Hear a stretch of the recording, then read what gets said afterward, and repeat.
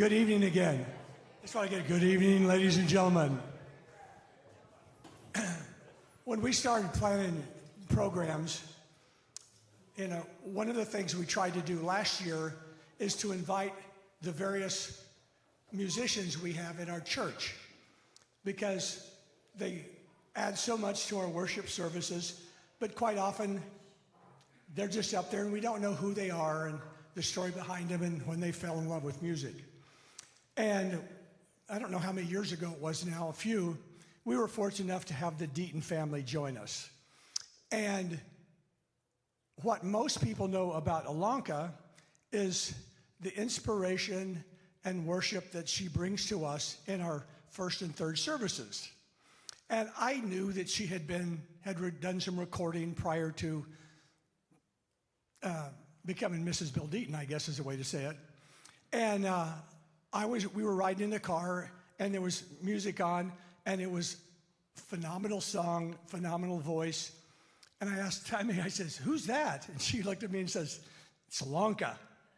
And so I thought, oh, this is an opportunity for us to see the other side of Ilonka.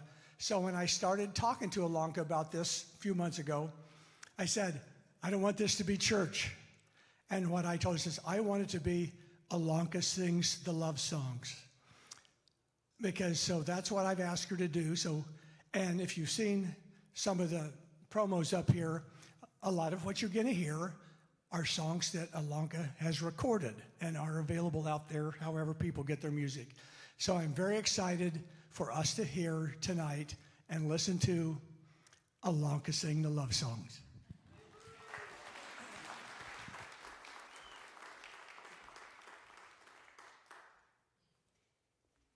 You are very kind.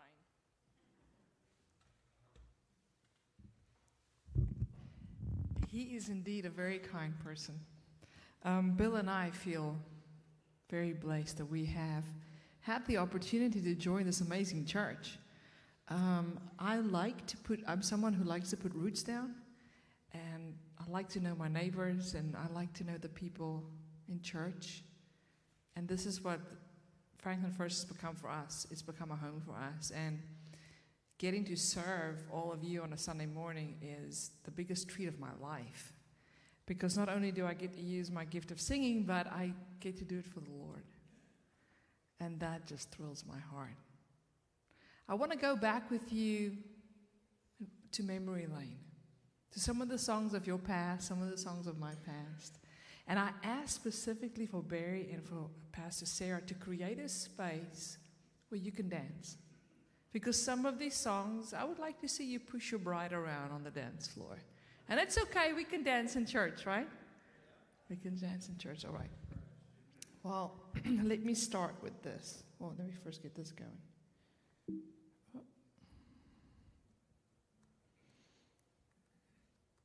I logged myself out. There we go. Okay, all right.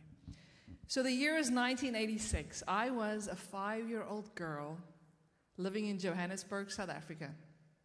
My grandparents had the most wonderful home that I could ever imagine to have, because it had a park right in front of their house.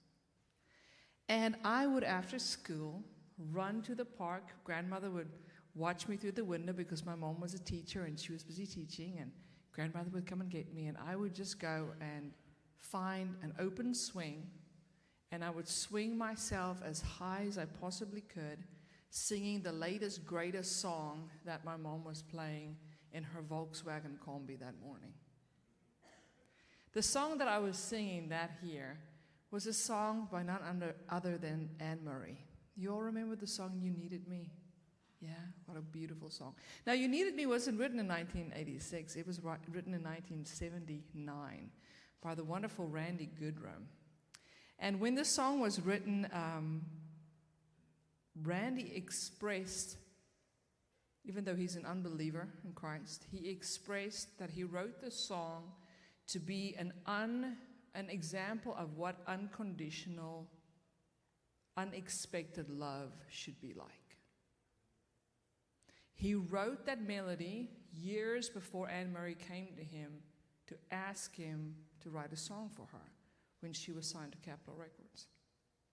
So here I am in 1986. I can remember Chernobyl just happened. I can remember that the Space Shuttle Challenger exploded. I can remember that seeing those in the newspapers and on television, and it was tumultuous here. I can also remember that my grandfather said that a Ford Mustang only cost about $7,000 brand new back then. Can you imagine? Wow. And that 5 pounds of potatoes was only $1. But that the housing market was pretty high back then. It was 7.5%. Wow. We wouldn't want to pay that today, do we? But Anne Murray's song, You Needed Me, is a song that became near and dear because my mom played it over and over and over again in her Volkswagen Combi, and I would swing and just sing it. So I'm going to start off by singing my rendition of this song that I got to record on an album for the record company called Naxos here in Franklin. And it's off of an album called To Be Loved. And most of the songs tonight that I'll do for you is off of that album. And I'll give you some backstory as we go. I hope you enjoy it. And I hope you dance. Here we go.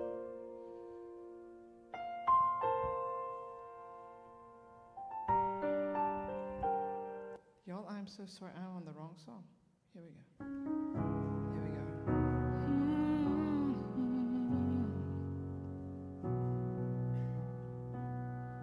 I cried a tear, you wiped it dry. I was confused, you cleared my mind. I sold my soul, and you bought it back for me, and held me up, and gave me dignity. Somehow you needed me. You gave me strength to stand alone again, to face the world out on my own again. You put me high upon a pedestal, and so high that I could almost see eternity. You needed me. You needed me. And I can't believe it's you. I can't believe it's true. I needed you, and you were there. And I'll never leave. Why should I leave? I'd be a fool, 'cause I finally found someone who really cared.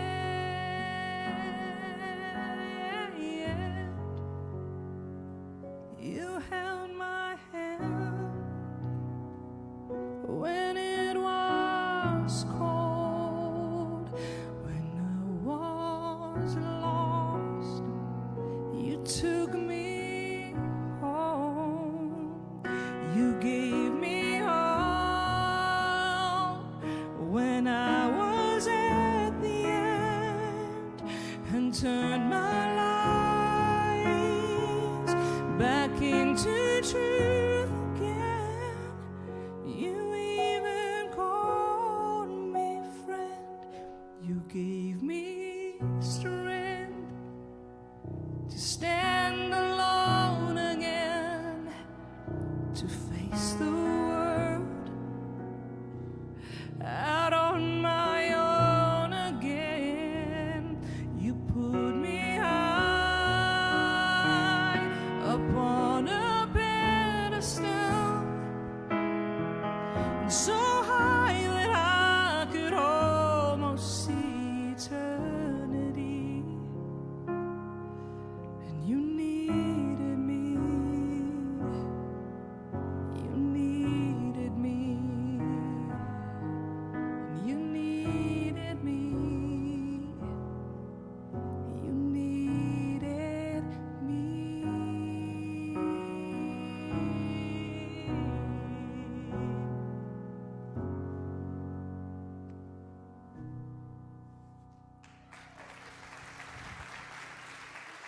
Thank you. Thank you. Thank you. Oh, that is our next song. So the year was 1930, quite some time ago. It was the first year of the Great Depression. Betty Boop was just released. Pluto was discovered. The first Chrysler building opened. And there was this wonderful song that Steve Terrell later on recorded, but first it was done by Fred Astaire, a song called The Sunny Side of the Street. Y'all remember that? Yeah. How many of you love this song? When Axis asked me to make a love song record for them, I said, okay, I'll make one for you, but it cannot be of any contemporary songs. It needs to be songs before the 1980s. Because that's where my soul lives when I think about love songs, Motown, the Temptations, the Four Tops, Fred Astaire, Frank Sinatra, all of those songs. And I picked Sunny Side of the Street, and at first they gave me a little bit of a pushback for it, but fought for it and ended up putting it on this album. And it's absolutely one of my favorites. So I am going to ask some of you, I know that the two of you dance. I just know that you do. Come on, Chris. I know you all do, okay? These next three songs are dance songs, so get on your feet and enjoy this.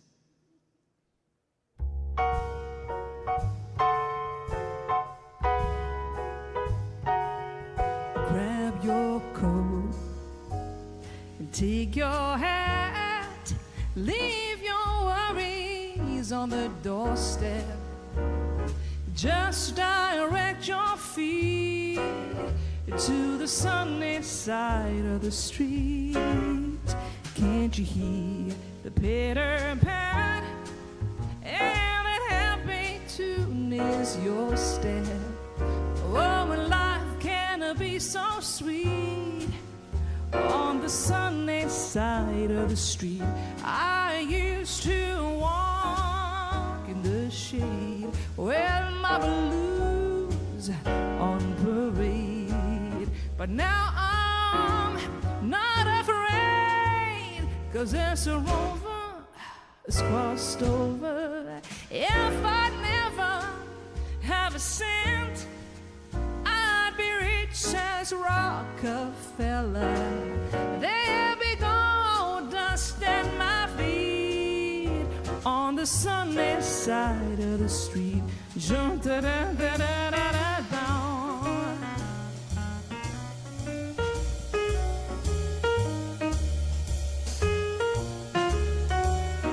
And if the band was here, I would say, take it away, boys. Dun, dun, dun, brum, brum, brum, brum, brum, brum, brum, da, da, da, da, da, da, da.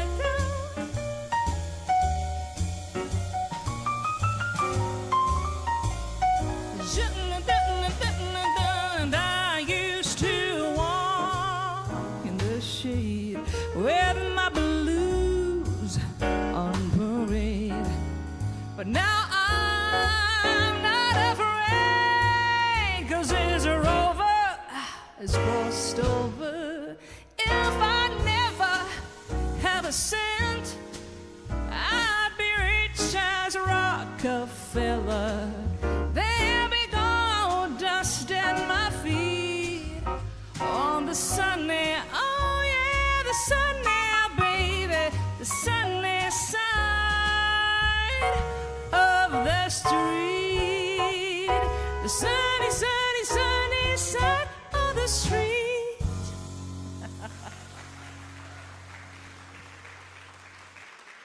Thank you. What is that? In the same decade, in 1936, there was a film that came out called the Swing Time film. The Swing Time film. Swing Time film. And a song was released by the name of The Way You Look Tonight. The Way You Look Tonight is a song that has become very dear in my life to me and my children. I was very pregnant when I recorded this album for Naxos. And for you ladies who have gone through pregnancy, you know that your iron levels drop pretty substantially. when you go through pregnancy. And in the middle of being 7.5 months pregnant, I had to record all these amazing vocals, and my voice just wasn't clean. It wasn't there. I sounded like Bonnie Raitt and Tina Turner, and like I've been smoking and drinking whiskey all my life. And we had to make our way through this album. And we kept on pressing through, and even if you listen to the album today, you can hear the cracks and all the gritty things in there. But I sang this song over and over again when I was pregnant with Yali, who was running around here. And when she was born, I couldn't sing the song to her. It made me too emotional. And she can sing the song to you now. She sings it to her teachers because I've been singing it so much to my kids. It has definitely become a family song for me. What happened in 1936 that I find fascinating is that BBC, the television broadcasting station, was launched that year, which I think is fascinating, with pop culture and media culture, just how the two kind of go hand in hand. And it was also the first year that Billboard released their first pop charts. And that's one of the reasons why the song became so successful. There is rumor, there's no proof of this, but there's rumor that the original writer of this piece of music, or who wrote the lyrics of it, sold the lyrics and his composition copyright for a very small fee to the record company, who obviously went on to make millions of dollars from the song. So I'm going to sing it for you now because it's simply just one of my favorite songs.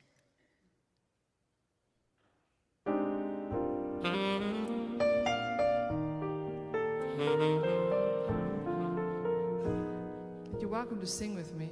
I love that, actually.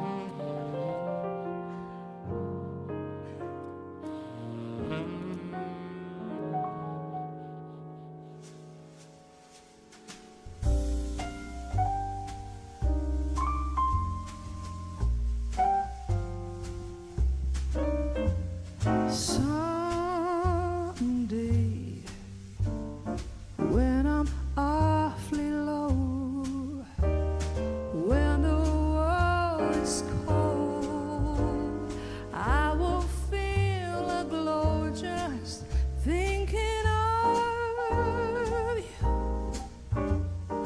and the way you look tonight.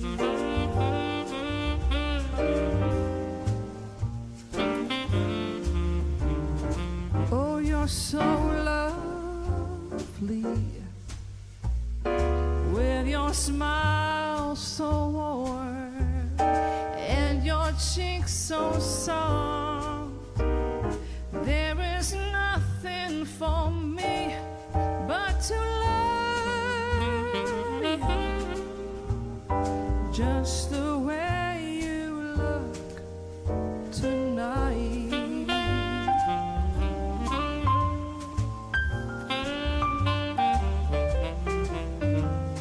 With each word, your tenderness grows, tearing my fears apart.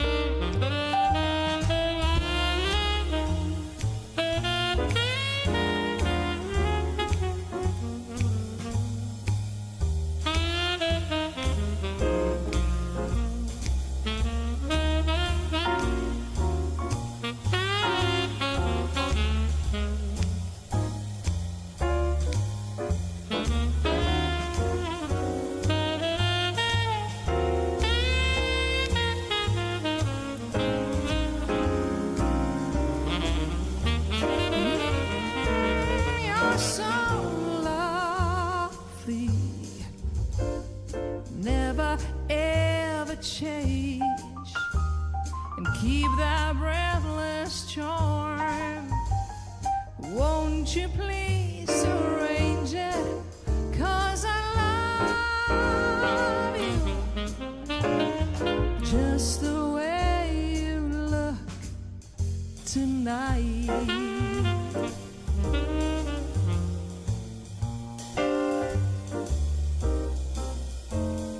Just the way you look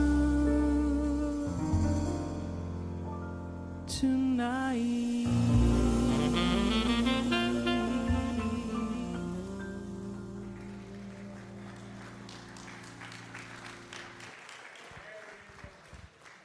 Thank you very much. So the year was 1964, and Nat King Cole blew the charts away with a song called L-O-V-E. Y'all love that song? I love that song too. This was the year that the Beatles made their way to America. Wow. It was also the year that the St. Louis Cardinals won the World Series in the U.S. Woo woo! If Sarah Evans was here, she'd be screaming right now.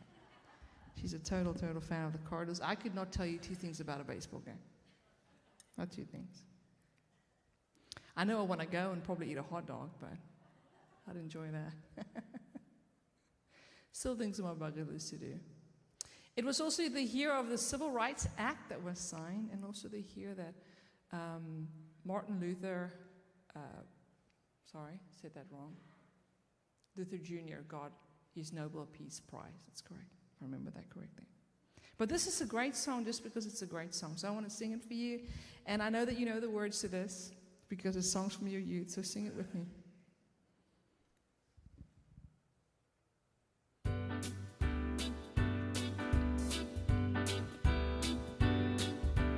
L is for the way you look at me.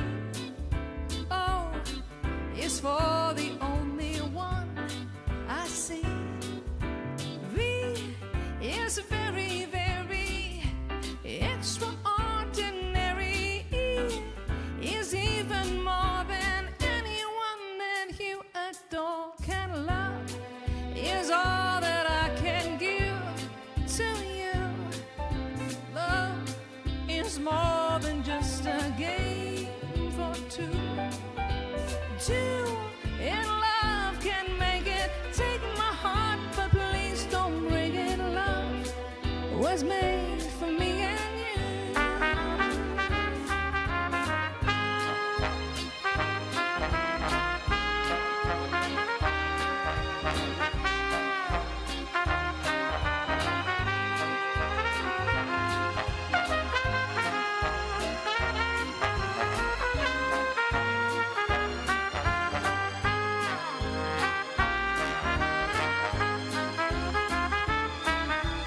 L is for the way you look at me. O is for the only one I see. V is very, very extraordinary. E is even more than anyone that you adore can love. Is all that I can give to you. Love is more than just a game for two. Two in love can make it. Take my heart, but please don't break it. Love was made for me and you. Oh, love was made for me and you. Sing it with me one time. Oh, love was made for me and you. L-O-V-E.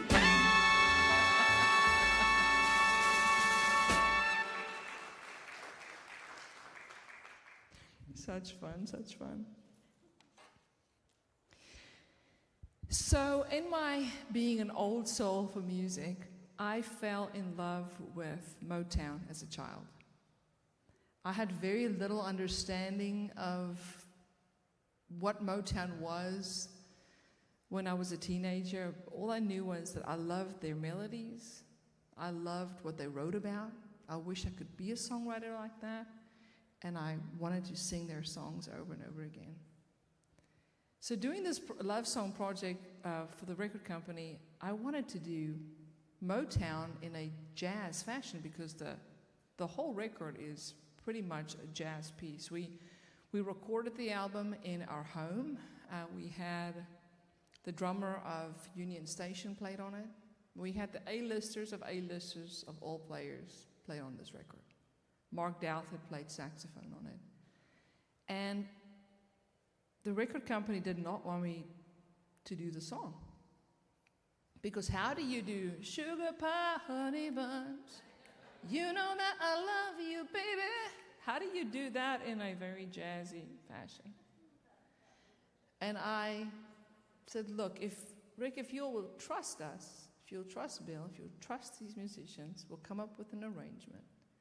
And we will do something spectacular that I will probably love more than you. It's okay. But it'll be good. So I'm going to give Bill a second to cue this video. And I'm going to sing you our rendition of I Can't Help Myself, Sugar Pie Honey Bunch, in a jazz way.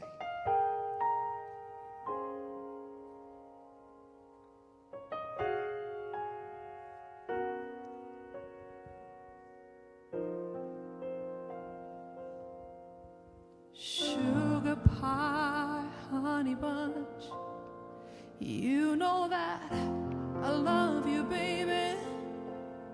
Oh, I can't help myself now.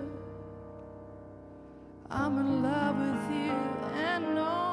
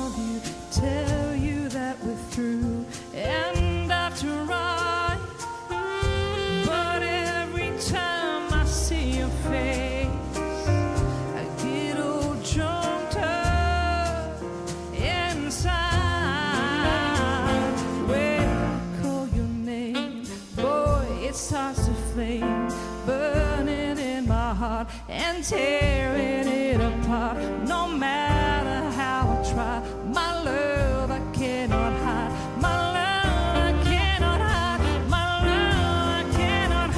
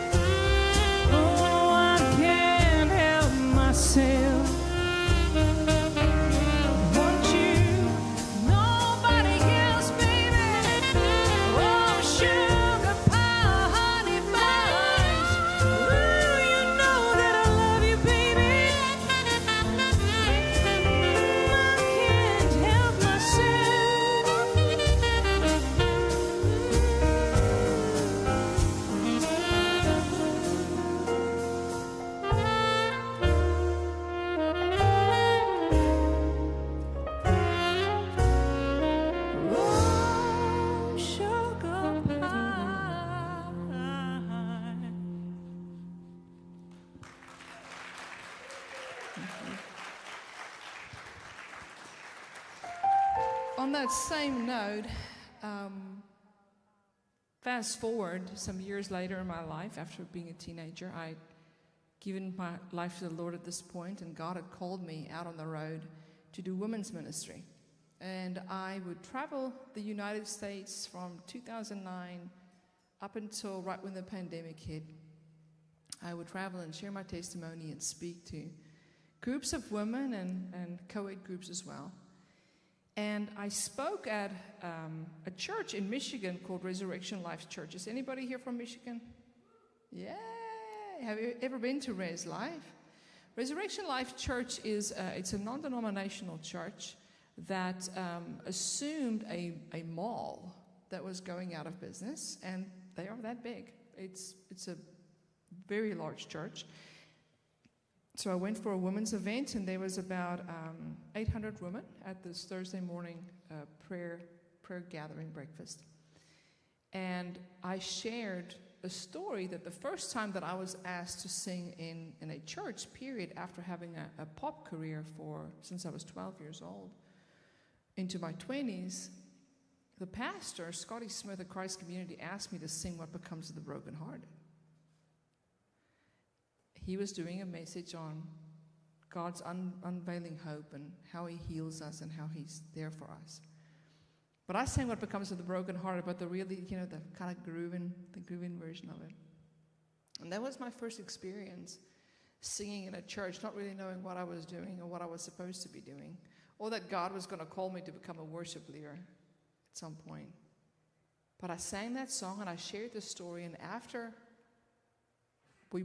I spoke, I needed to go to the bathroom. And if you've ever been to a women's ministry event, boy, we like to talk. Women, we just talk. We just talk. And women were talking, and some of them were emotional because of what I had shared in my story. And I was making my way to the bathroom, and this lady ran up to me at the bathroom, and she just blocked the way. And she just said, "You can't go in."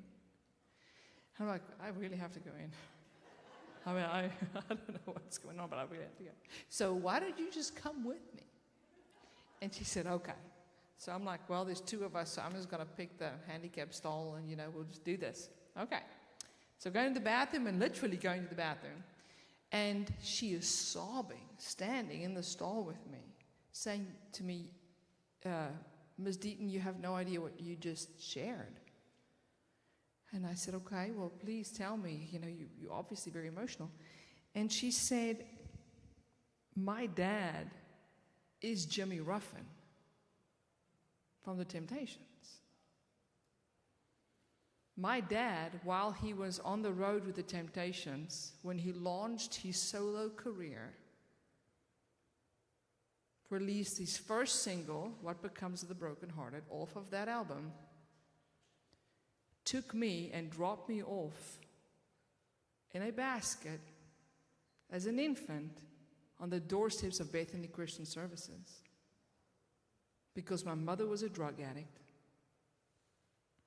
He could not take care of me in a touring bus, and he gave me up for adoption. I was adopted. She said she was adopted by two lovely, lovely people who loved her all her life, who gave her the best life possible. She's one of the main worship leaders at Resurrection Life Church in Michigan. She said, but I have never been able to make amends with what my dad did to me. And with you sharing that story of singing that song, I know that God is calling me to make peace. I had nothing to do with the Holy Spirit moving on her heart that day. Zero. God simply allowed me to share a part of my own story. Kelly went from that point forward to reconnect with her entire Ruffin family, who still lives in Atlanta. Her dad, of course, had passed away of a drug addiction, or an overdose, I should say. Her cousins, some of her brothers and sisters are all alive. And now years later, this was 2014. Now years later, not only does she have a good relationship with them, God has restored her heart of the brokenness of her dad being an icon, successful. Yet he left her because he couldn't take care of her. And her wrestling with, was a music career really more important than me? And how Motown played into that. But God has healed her heart in a beautiful way. Even her adoptive parents have now been brought into the Ruffin family, and the Ruffin family into her adoptive parents' lives. I'm always amazed at the power of music, the power of what it does in people's lives. I think that we can't have a world with just spoken word and without music, or music without spoken word. Because at the very beginning, when God said, "Let there be light," he spoke it into existence, right? It was by his voice that he did that. Zephaniah 3:17, he says that he sings over us. He rejoices over you. He has a song for you and a special name for you. Do you believe that? Do you struggle sometimes knowing that God is singing over you? That he has very special things for your life? I do. I, for one, can't wait to hear his voice. Can you imagine what he must sound like when he sings? If you take all the best artists in the world, Whitney Houston, Michael Jackson, all my favorites, the Beatles, the Temptations, Anne Murray. If you take all of them together, none of them, even together, will make up how great God's voice is. We are only an extension of his creative gift. And I think that's why he loves it when we worship him. And why walls come down like in Jericho. And why breakthroughs happen in your life when you worship and you sing. There is something visceral to it. So I want to sing What Becomes of the Brokenhearted to you. This is not the version that you might be used to of the original Motown. But again, it's done in a jazz fashion. I hope you enjoy it.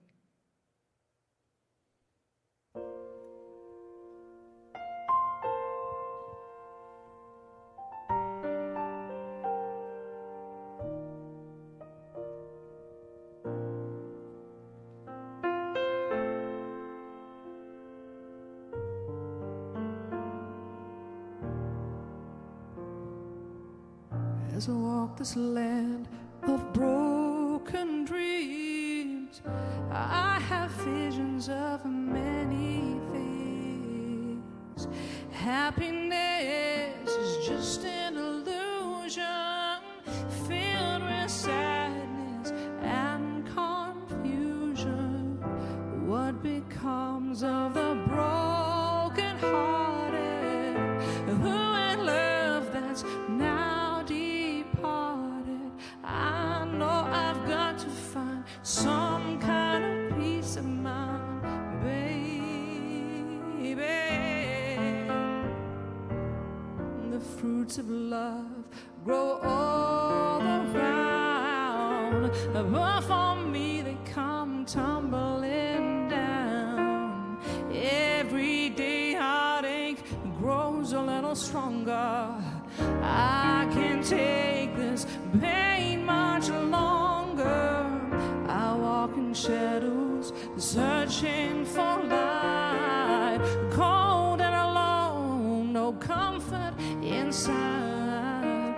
Open and praying for someone to care, always moving and going nowhere.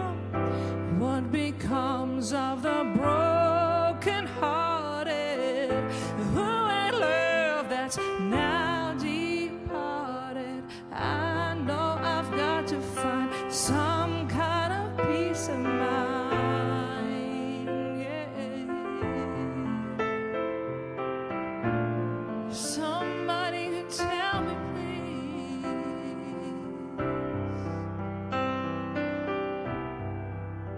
Oh, what becomes of the broken hearted?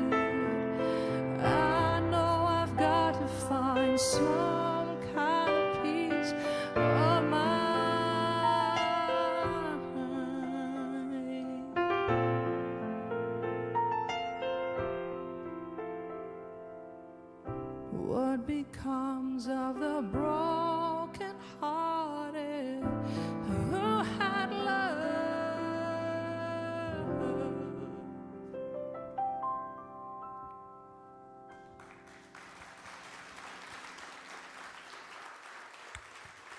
Thank you very much. In 2012, I found myself sitting in a room in a co-writing session with none other than Randy Goodrum. And it was quite the experience, let me tell you. For those of you who have heard me share the story at 19 Miles when I did the songwriting session with them, I got the booking to write with Randy Goodrum over an email from the Writer's Den, which is a publishing company in Nashville, and I was very eager and setting up writing appointments.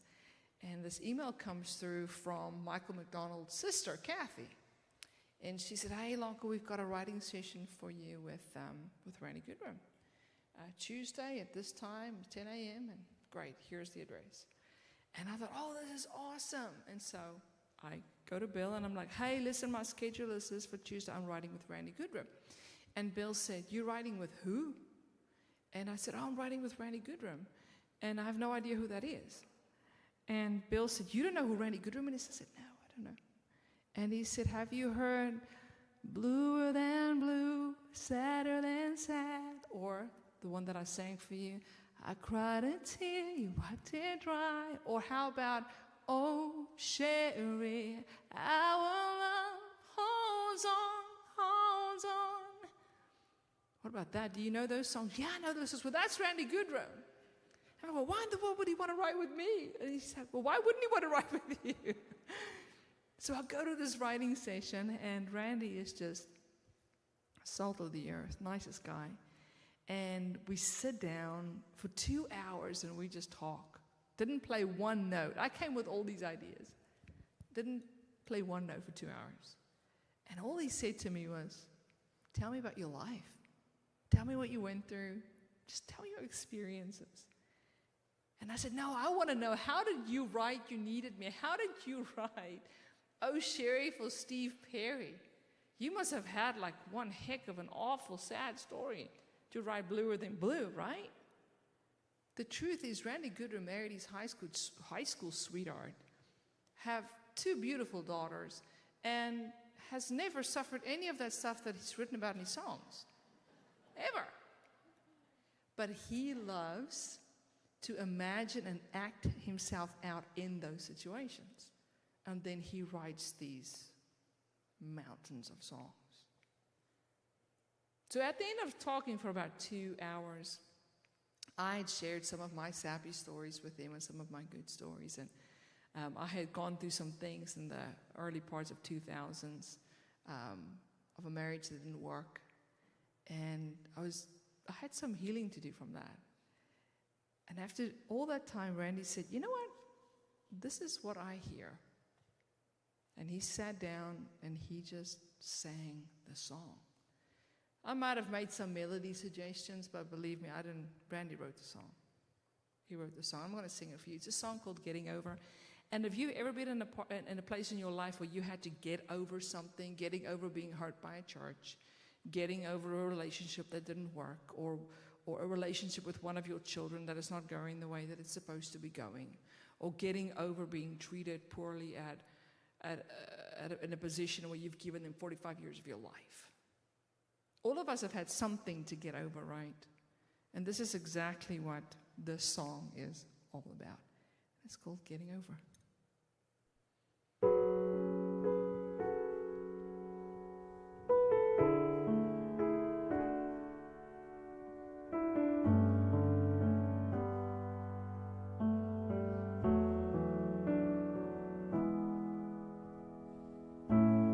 Got some things to do on Monday. Tuesday I might fit you in. And if you ask me why I'm always out of time, I'm spending all my time getting over. When Wednesdays wall to wall, I'm sorry. And Thursday I'll be far away.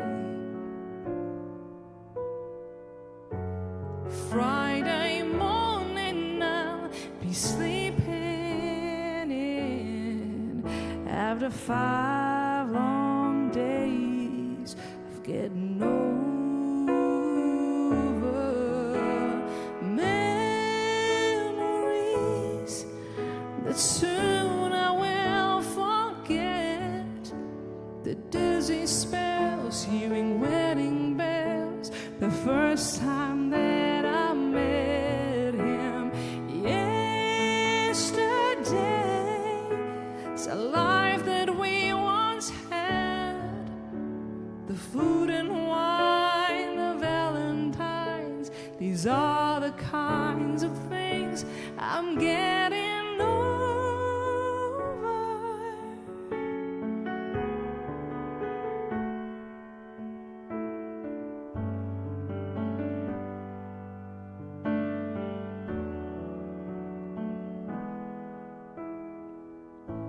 On Saturday I'll be secluded, and Sunday I'll be hard to find.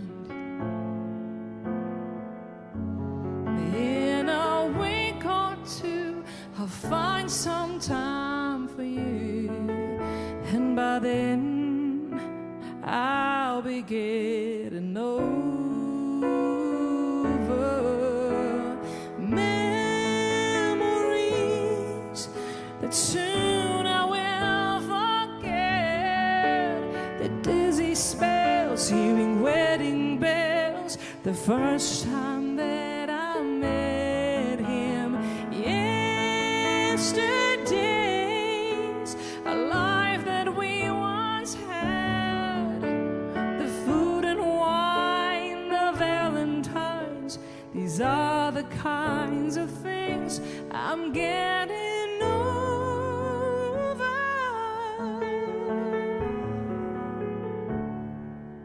Getting over.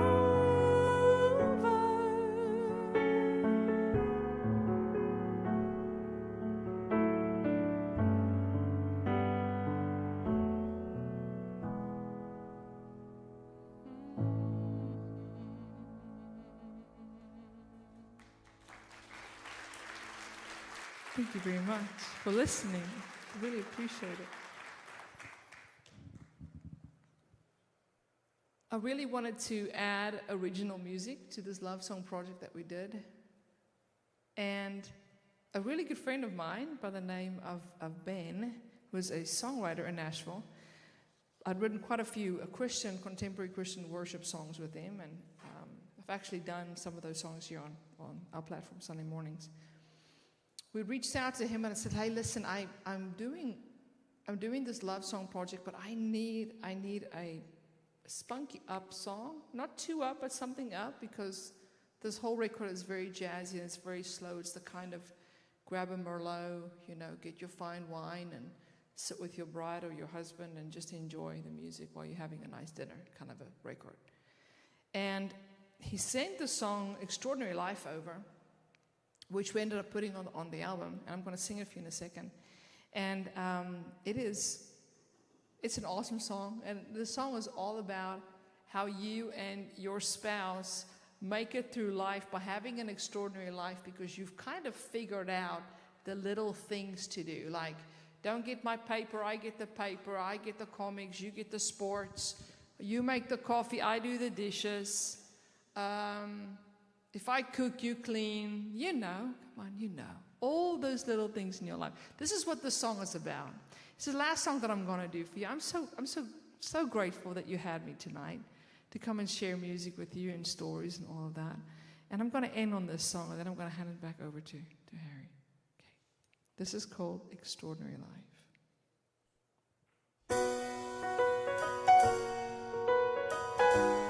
Extraordinary life,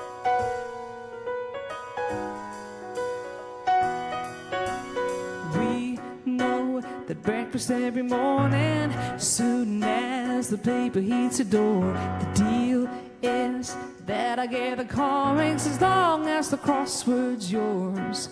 That's how we start the day. Pretty good way to wake up, I'd say. A little of you, a little of me, and it's an extraordinary life, as good as it gets. Don't you agree? It's an extraordinary life. I don't know how anyone could want anything more. What an extraordinary life. I like that when we have a problem, we always nip it in the bud before it turns into a problem we can't seem to get rid of. We seal it with a kiss, a pretty good recipe for love, I guess. A little of you, a little of me, and it's an extraordinary life, as good as it gets. Don't you agree? It's an extraordinary life. I don't know how anyone could want anything more. What an extraordinary life.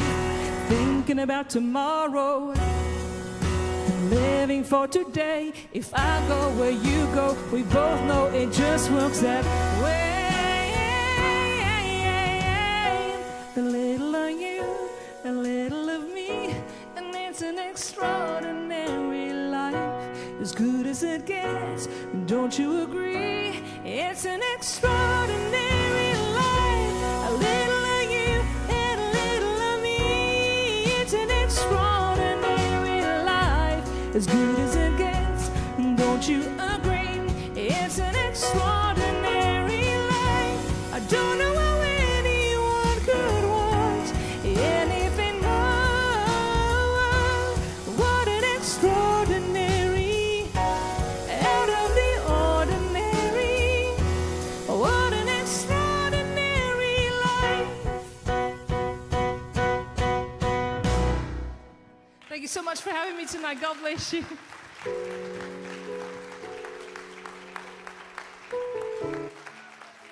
Thank you, thank you.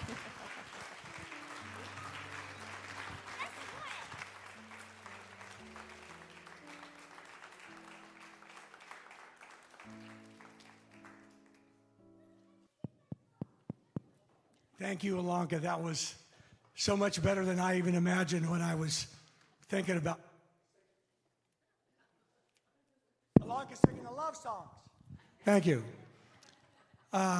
Before we leave tonight, I want you to think about when you watch and share with Ilonka as she leads our praise and worship band in our first and third services.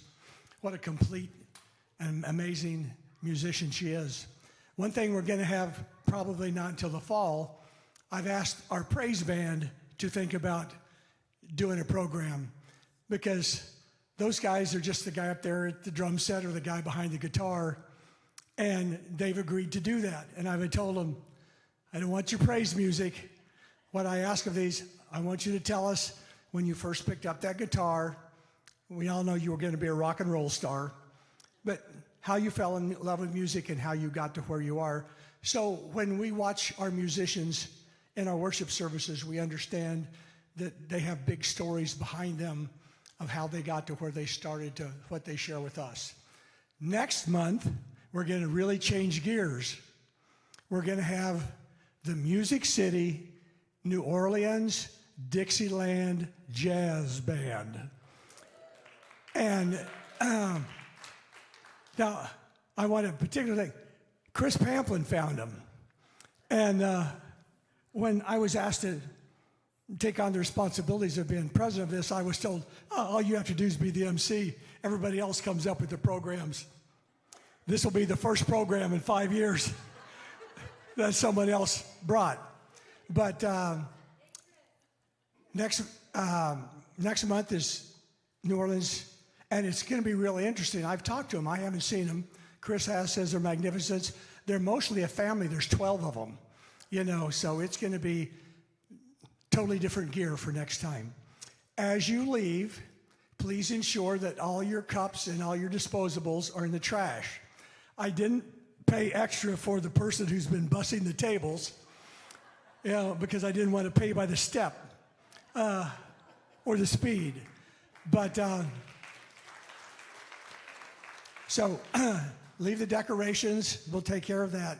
Be sure when you leave, there's nothing left on your table but the decorations and the tablecloth. So thank you all for coming and joining us for Primetimers. Sarah, come bless us out. Thank you again, Harry, for putting together the program and all the wonderful helpers. One of the things that we've got here at Primetimers is that we are by, with, and for. We work together as older adults. So thank you all for lending a hand to help make this happen in whatever way possible. Next month, let's make sure we tell our friends to come as well, not only for the delicious dinner, but also for the program. We are so glad for all of you who could join us this evening. Thank you, Illy, for all your help tonight. We appreciate all the help that she has given. And again, could we just give a thank offering to Ilonka?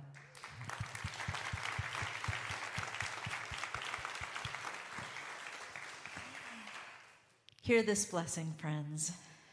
May you go with peace, may you go with love, may you go with joy in your hearts, and may you not keep it to yourself, but share it with someone who you meet. Remember how much God loves you and how much God wishes for us to share that love with one another. So may you go in peace and shine the bright light of Jesus Christ to all you encounter. Amen.